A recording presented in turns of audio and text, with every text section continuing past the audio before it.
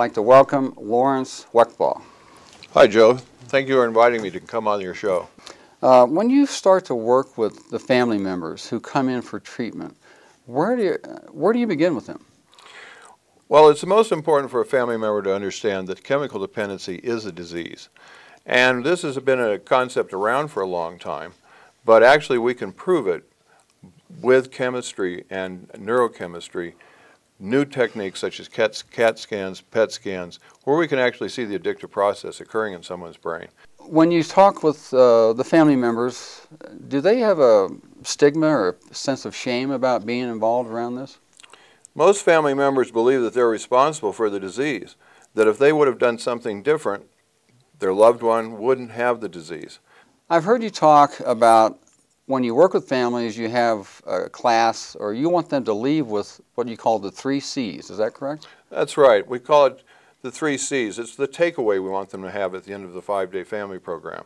The first of the 3 C's is that you didn't cause the disease. Many people believe that if they'd done something different, different school, different friends, different career, different home, even a different Christmas dinner, that things would be different. The person would not be abusing and using drugs. So first of all, we have to help family members understand you didn't cause the disease, so you can let go of that shame. Oftentimes people will say, we did everything right. We're a loving family, good close relationship.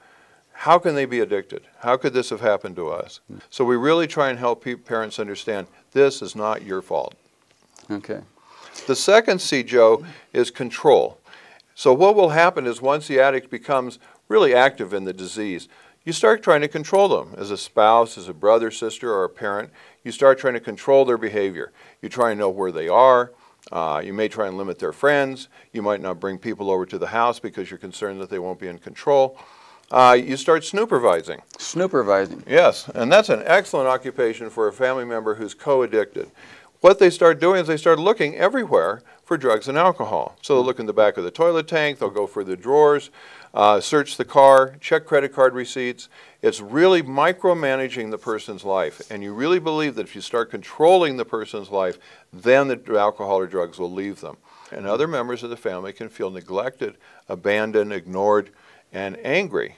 Also, interestingly enough, it produces shame. Shame will show up in family members almost always around this addiction, and it needs to be treated.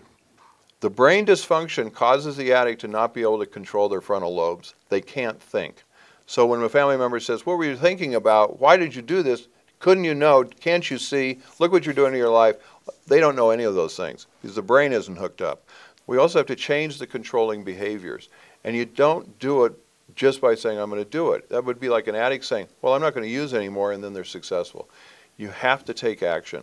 Family members need to be in recovery every day, just like the addict, one day at a time, changing behaviors, returning to who you were before the disease showed up.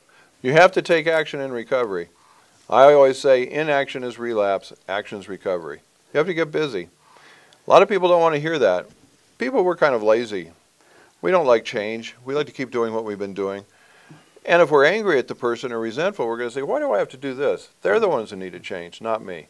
So I really urge people to get active themselves and get involved. You know, the change can happen right away. If both people are willing to get into recovery, things happen quickly.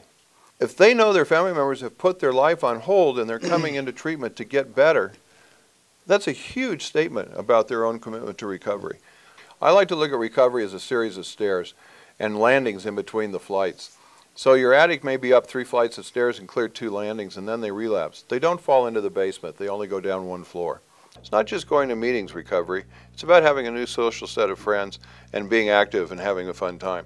Go to a family program somewhere. Come to ours, go to Betty Ford's, go to Hazelton's in Minnesota, but go to a family program.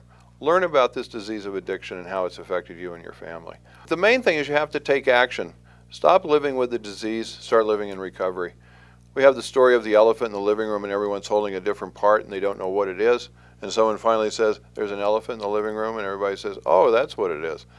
It's what addiction is. You're living with it, it's real, it's manifesting itself in your life, causing pain. It's time to do something about it. So get into recovery.